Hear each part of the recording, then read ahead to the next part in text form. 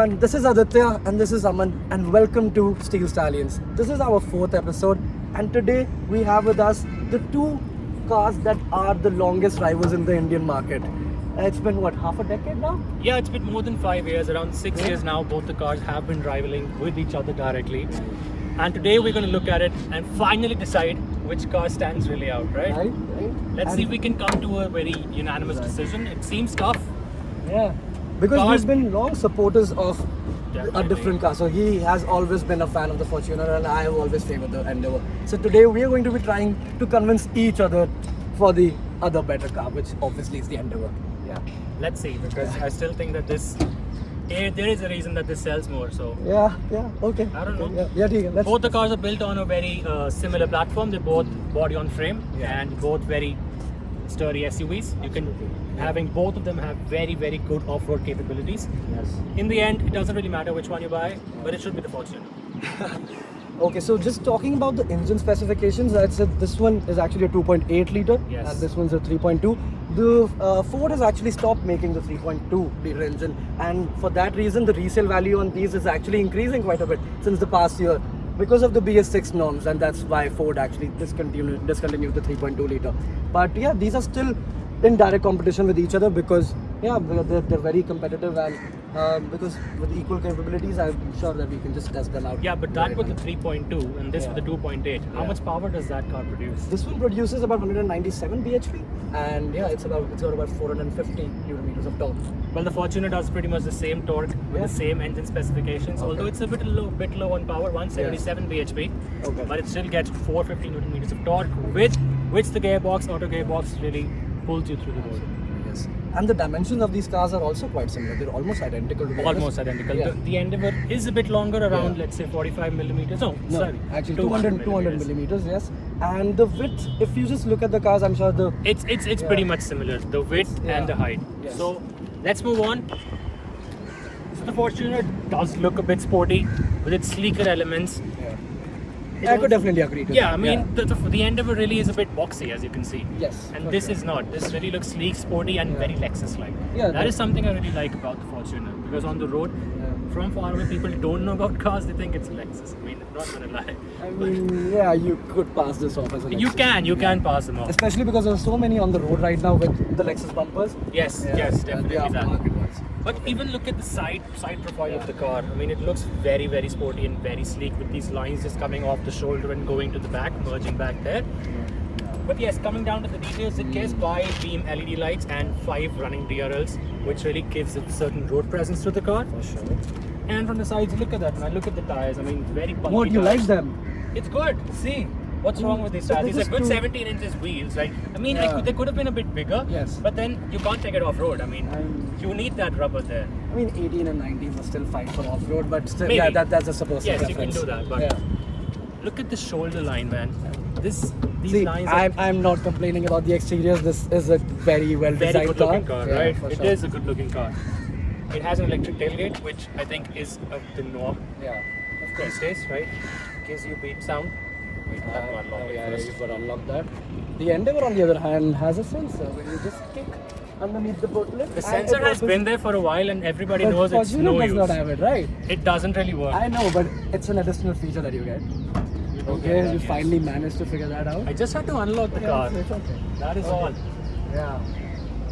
Very Okay, that's spacious booth. yeah. You can sit inside it with any SUV, I mean, for that matter. But I really like the car, man. It's nice. What do you think about this? I think the Fortuner looks great from the outside. I have always been a fan of the just the exteriors, but on the inside, as soon as I step into the driving seat, it's a place I want to get out of.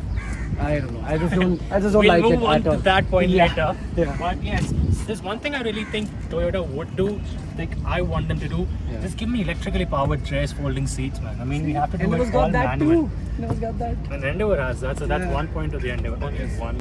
I mean, look at the tail lamps as well. These are very sleek and very modern. I mean, in 2021, you want something that looks like this, right? On road gives you a certain And when did presence. the shape come out again? It's been what, 5 years now? Since Yeah, the it's shape been came 5 out? years. So yeah, so you see, they've been thinking ahead. Ahead, yes, for sure. That's, I think, 10 points to the I mean, I Fortuner. think Fortuner is the only exception that Toyota makes when it comes to designing of the car, because Yeah, all of the I mean- rest what they make, I'm That's very Same. controversial. I agree very, with you yeah, on very that. But controversial, yes, but let's just focus on the Fortuner for now. yeah. It looks nice. It Yes. looks sleek and it's good. So what do you have to offer? You're on, man. Let's go. Okay, so Endeavour. This one is a much more symmetrical looking car in my opinion. Although they're practically the same size on paper, but this one looks much wider from the back just because of the way it's been designed. It's got a more curvier back end, whereas Yeah, the which is Fortuner has a reeks of flat one. 2010 Uh, and it's not modern at all. See, I definitely agree that when Ford actually came out with the design, actually it's the work of Ford Australia, and I'm not sure what they were thinking because they were definitely they were not thinking ahead of their time. Not at They all. had to be planning for the future, and this boxy headlamps and tail lamps have just gotten outdated. They're Yeah, just nobody of- loves them anymore. Yeah, everybody wants slimmer headlamps, slimmer tail lamps. It's just the need of the hour when it comes to the design in a 2021 car. Definitely. So, the owner of this car has been very kind enough to just tint the rear windshield, and it Yeah. looks just brilliant. I mean, that does. adds so much class. The tires are the width of the tires are actually same as the Fortuner, but these are an 18-inch wheel, and the thickness is actually slightly lesser. But yeah, that does not make a lot of difference. But 1 inch bigger alloy wheels, that's a great added bonus. Definitely. This chrome, not a fan of this chrome. Never been a fan of, Yeah. never can be, because this looks downright ugly. Right. We both have to agree, everyone has to This agree. looks like an aftermarket. Very piece, right? aftermarket. Just the ones that just get They look so stuck cheap. on. Yeah, it is just plastic. Yes. I mean, yeah, the white ones, the body colored ones are also plastic, but yeah, it looks very This looks cheap. cheap. Talking about the headlamps of this car, it's got a daylight running lamp, of course, which is a very sleek looking. It's a straight line which follows on the headlamp to the back sides. It's got an HID as well, although they are not kind enough to give it in a white color bulb. It's Yeah, a they yellow don't. color bulb. But yeah, the owner of this car has upgraded them to a white color bulb. The Ford grille, it's got a big, massive, it's almost as big as my hand, and that Badge, logo, right? yeah, the badge I mean, is actually yeah, good. it's an SUV. It's supposed to be a big badge. Yes. Toyota has the same kind of a Yeah. size for the badge as Yes, well. right, that one's But if you also look at it big. from the front as well, it doesn't really look that aggressive, right? Absolutely It's not. a bit subtle, and Yes. you don't want an SUV to be subtle. See, I think that's something that could be blamed on the color as well, because the black Endeavour, it definitely looks a lot better, right? Yeah. You could give it that. Yeah. This is not Definitely the best color. better than the white. Yeah, not the best color to be looking at Yes. for an Endeavour. But this one also has the front parking sensors, which the Fortuner does not. Yeah, the Fortuner So, don't get that, yeah. but you just need a good driver. I, That's okay, you it. can That's advocate all that you for need. as long as you want, but you know the sensors will always help, no matter how good of a driver you are. Yeah, well, So fair there- enough. yeah, I mean, but it's yeah. an SUV, so you always know where you're going. Yes. It's not like a Countach. Of course not. Okay, and what about the panoramic sunroof? Have you got a sunroof by any chance in the Fortuner? Toyota, get that, please. Toyota, Yeah. we need a sunroof in the Fortuner. Ah. We're just getting down. Come on. I know what to talk about on this video, so I'm sure I'm convincing you guys to pick the better one. Yeah, but they Yeah. still will pick the Fortuner. Okay, let's see. So when you get inside the Fortuner, the cabin has a certain sense of premiumness to it, and it still feels a bit luxurious. Let's turn on the ignition, and the button is right over there. It is sort of hidden away, but once you get used to it, it's not a big deal.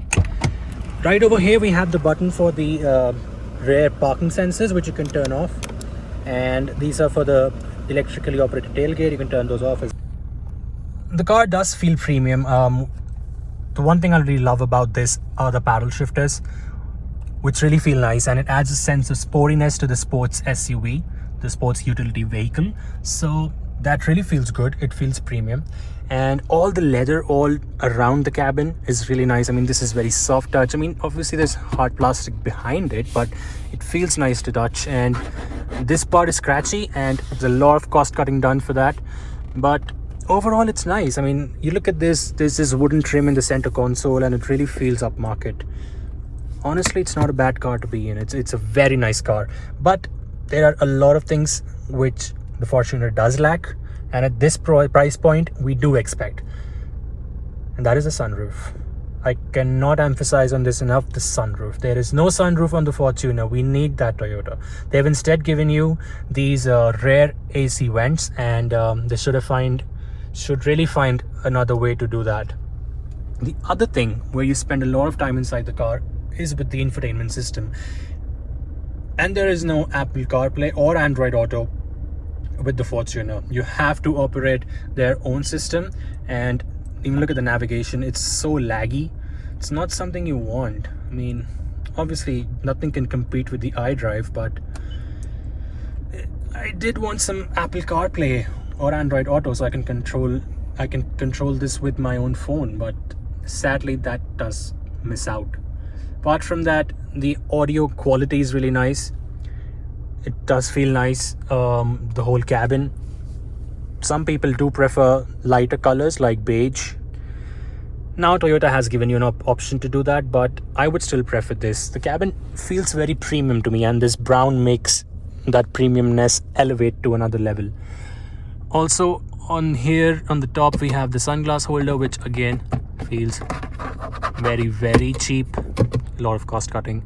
We have the LED lights for the cabin, and apart from that, it's all good. This is really nice to touch, sort of like a velvety feeling, but the roof lining could have been better. It is a bit cheap, see, and I would have wanted something more. Also would have loved a physical volume rocker, which would have been amazing, but we do also miss out on that. But then again, if you're driving, you can directly control them from your steering wheel. You have these volume controls right over here. You can answer your calls directly from your steering wheel, and you can speak to the car directly from a touch of a button. You can navigate the MID from this cursor, and you also get cruise control. So that seems nice. So moving on to the inside of the car. Here we have the keyless entry buttons on both the front doors. There is a side step as well for easy access because it is quite a high car. Then there's also a handle mounted on the A pillar of the car. This is also just for easy access, just to get into the car like I've just done, and it actually helps. This is very ergonomically placed, and yeah, I do like the feel of it. Just to show you the doors as well, there is some leather upholstery on the sides along with the door lock and unlock buttons and the door handle. Just gonna shut the door and turn on the car because it is burning over here.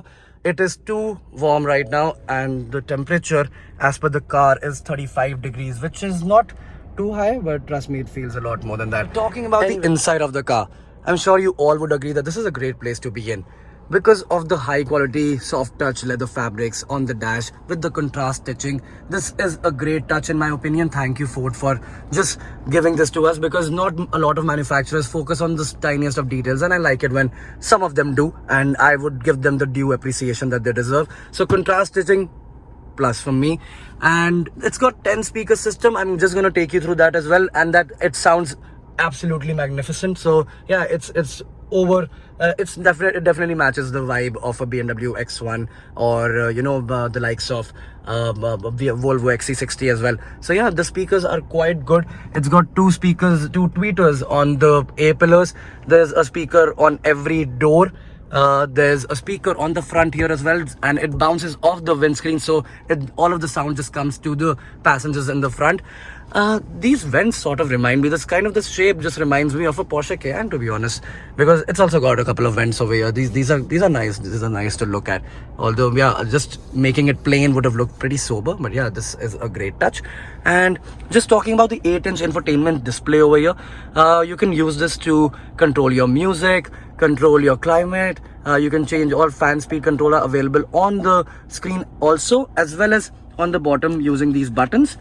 And there's controls for your phone, which you can use to call anybody. These just to mention that this is not a CarPlay or a Android Auto right now. This is the Ford Sync software that you're looking at. Although you can connect to CarPlay and Android Auto as well, this car comes equipped with both of them, so that's a plus. This is a 2019 make, if I've not mentioned it earlier. Yeah, it's a 2019 make, and Ford was kind enough to give all of these features back then as well. You can use this to control your navigation. There are a lot of mobile apps which you can use. You can connect this to the Wi-Fi and use all of these things. Connect a Bluetooth device, and in the settings you would find a lot of settings for the sound, the clock, Bluetooth, and other basic things. A couple of things that I wanted to show you. It also has a valet mode, which can be used when you are handing over your car to somebody else, and it will help you track your car, how it's being used. It will give you various alerts about if the car is being misused or it's being taken out of a perimeter that's been assigned to the car. So that is done through the valet mode. You can also do automatic updates over the air using Wi-Fi, so you don't have to take it to the showroom or use a USB drive to update the system. You can just do it over the air. Moving a little bit further below the screen, you would find all of your AC controls over here. This is a dual zone automatic climate control that you can use. So both sides on the front get their own temperature sensors. Talking about the two MID displays in the instrument cluster, these are very well placed. They are equally sized. These are multi-information displays. The left one is used for just for multimedia. You can use it to change your songs, to change your entertainment system that you're using right now. So basically moving your FM presets, or you can move to your phone and connect a phone to call anybody using the buttons itself. So you don't have to necessarily look at the touch screen, or take your eyes off the road just to be able to make a phone call. So you can use the screen to control all of that. The right side of the screen can be used for a lot of different things. So I'm just going to zoom in a little bit and show you a little better that you can change display modes over here. Let's see. Okay, you get an RPM meter right over here. There's a trip computer, there's fuel economy, which the car actually shows 10 kilometer per liter, but as per the owner of the car, it's the maximum that it gives is around 8 kilometers per liter, which is quite funny. But it's a 3.2 liter engine, and there's not much that you can expect from this. This is made to be driven to Spiti Valley. But yeah. So yeah, other things that you get is a driver assist system, which is a great sensor to have, because the driver assist actually helps you it's a semi-automatic system which helps you parallel park your car. It identifies a parking spot and then just parks it for you. You just have to control the brake and the accelerator. The rest of the things will be done by the car itself. You won't have to touch the steering wheel. There are a few settings if you want me to take you through the vehicle settings, my display, and so yeah, just basic stuff. And so these are the impressions from the driving seat of an Endeavour. I don't think I mentioned the two cup holders, the huge cup holders over here, which fit a big 1 liter bottle, both of them. So now we'll be stepping into the back of the car. Now we're seated in the back seat. The panoramic sunroof takes your breath away. Wow, look at the clouds. Okay, the weather is just warm, but yeah, it looks pretty though. So yeah, the view looks amazing. It makes the cabin so much more roomier. So this is a great touch for any car in this segment, I would say, because the Fortuner lacks this. So it's something that definitely needs to be considered while buying an SUV in the 30 to 40 lakh bracket. You get AC vents on the back, which are mounted on the ceiling. This is very, I think from the design aspect, I would say that these are 10 on 10. I would have hated to see the vents over here because they just look low in quality. Accessibility is something that Endeavour has been focusing a lot on, and I think that this is just because they want all of their customers to feel at home and have no difficulty in getting on and off the car. So these handles do help a lot when you're climbing onto the car. Yes, you've got to climb into an Endeavour. It's not that small of a car. That is all about the comfort of the back seats. Yes, there's one other aspect that you can use this manual lever to actually recline the back seats, which adds a lot more comfort for a long drive. And this is going to be very helpful to those who are going to be seated in the back seat. There are also some AC vents for the rear passengers, because there are a couple of seats in the back which are automatically controlled using the buttons on the side. I'll take you through those in a minute. And yeah, let's move on. Okay, so now, yeah, he sat in the Fortuner, and yeah, just saying, I've never driven this before. Yes. Because I have always, let me just turn down the volume, but I have always kind of hated the Fortuner, to be honest. I never wanted to. Hate is a big word. Hate is a big word, but disliked it. Yeah, disliked it because of the interiors only. This does not seem like a great place to be seated in, but because of the Endeavour being so much better. As I told you, polarizing views, people either hate it or love it. So yeah, let's move on. Okay, so let's take this for a drive. Yeah. Okay, starting straight away, I've got a complaint. Yeah. Why are the fucking gears made for the maze runner? Why is there a maze over here? Why can't this be straight in line like the Endeavour? It's so much more convenient. I mean, okay, it's not a big deal. Yeah, but once you get used to it, it's not something you even care about. Yeah. I don't understand the point of giving this over that. Yeah, I mean, that would have been better. Like, just have the gears all in the lever in the straight line. But yes, okay, once you get used to it, yeah, straight away I can tell that the steering is quite heavy as compared to the Endeavour. Okay. Even at low speeds. Yeah. Damn, that steering was light as hell. I was just driving that just about a minute ago. So yeah, this feels a lot heavier, and that the air conditioning is actually quite good on both the cars. that's a must. Yeah. Let's focus more on the driving aspect of the car. I mean, what are your first reviews? Let's just talk about the Gurgaon drivers, man. These guys just want to overtake. They won't care about anybody. Even the Wagner wants to overtake. Good job, small kid. It's like anyway, fair enough. We're just cruising at 20 kilometers per hour, so everybody does want to overtake. Yeah. But yeah, like, what are your first, first feedback you want to give after you have sat behind the steering wheel and put the gas pedal down? See, it feels like a much heavier car, to be honest. It feels that it's built better somehow. Okay, yeah. That's the kind of feeling it's giving me. I know that the Endeavour is also built really well, and it feels really good on the road also. But yes, I felt like a bigger person in the Endeavour than as compared to the Fortuner. The space feels a little bit. Do you think that's maybe because we have a darker cabin inside the Fortuner? That could be a bit. Yeah, that's probably the deciding factor. But yes, it does feel a little bit less wide. So I think that's also a point to be noted, because in the Endeavour the dash is very well laid out, and it just gives you the I would say an illusion that the dash is actually quite wider as compared to the Fortuner. Yeah. That could be it, because this one's got a lot of vertical lines. A lot of vertical lines. Yeah, and that only has horizontal lines all across the dashboard. Cabin, I mean, we really should focus more on the drive. So the drive, I would say, see, when you step on it, it's not as quick as the Endeavour, for sure. Yeah, but that's in the drive mode, and I think, are you on the eco mode? Let's do the power mode and the sports. Yes. And one thing you should notice that you get paddle shifters. Yes, the paddle shifters are not available on the Endeavour. That's the only drawback I say of the Endeavour. So why don't you just stop for a second? Yeah. And just like launch the car. Okay, let's do it. The gear shifts are quite slow. I'm redlining it right now. And third gear, it has fucking reached 100. So yeah, it isn't slow, of course, but I definitely feel the Endeavour is quicker. Okay. I'm not sure about the 0 to 100 timings of either of these cars. No, they're pretty much similar.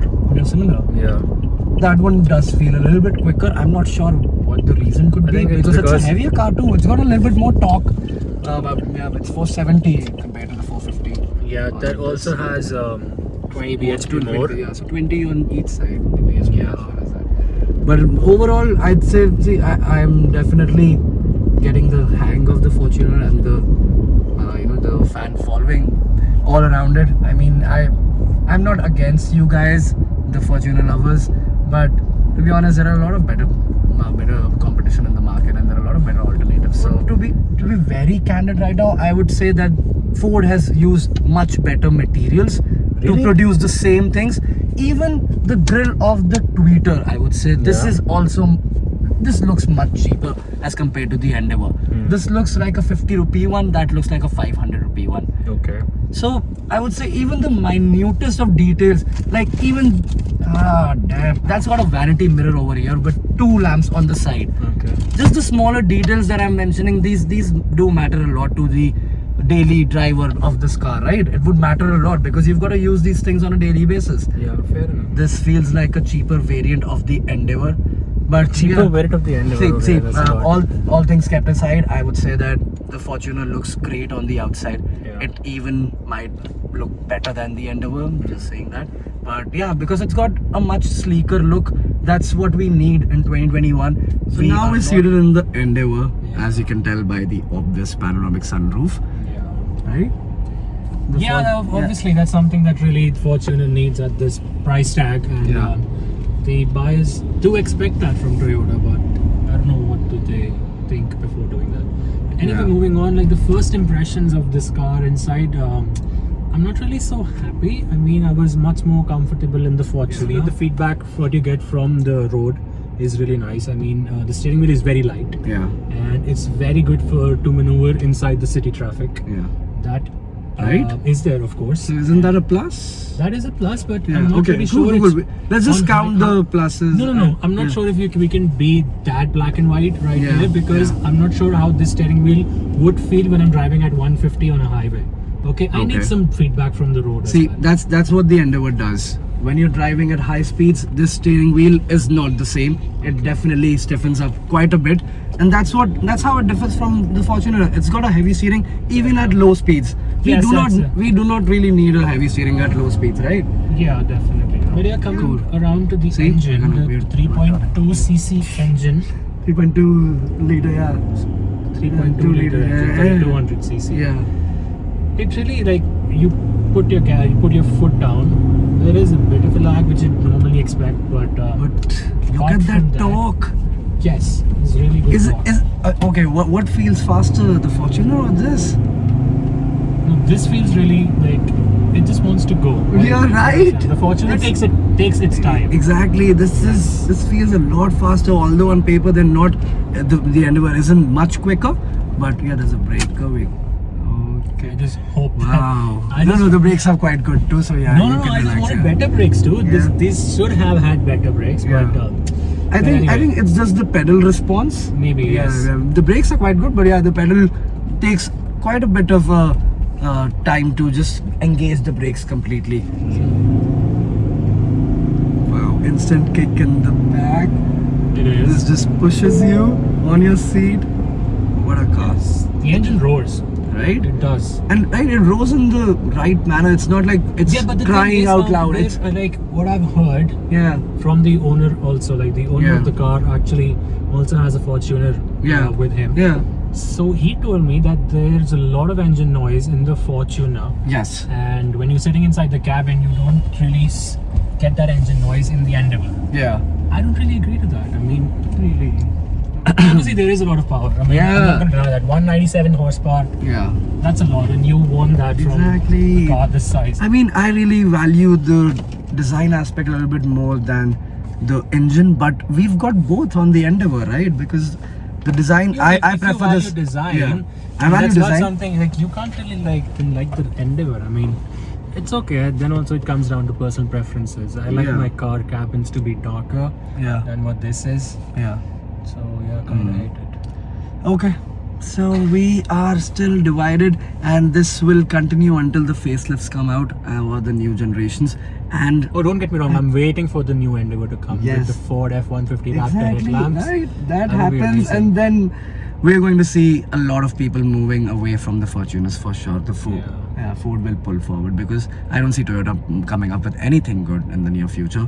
So there haven't been any leaks or anything on. Yeah, but I don't those really lines, care so- about that Yeah. because I'm not a Toyota fanboy. I'm a Fortuner fanboy.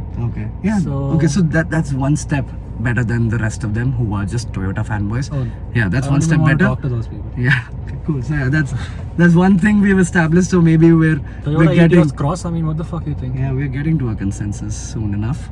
No, don't get me wrong. Fortuner still rules. Okay. Well, we'll see you in the next episode. Thank you for Yeah. joining us. Take care. See you. Bye.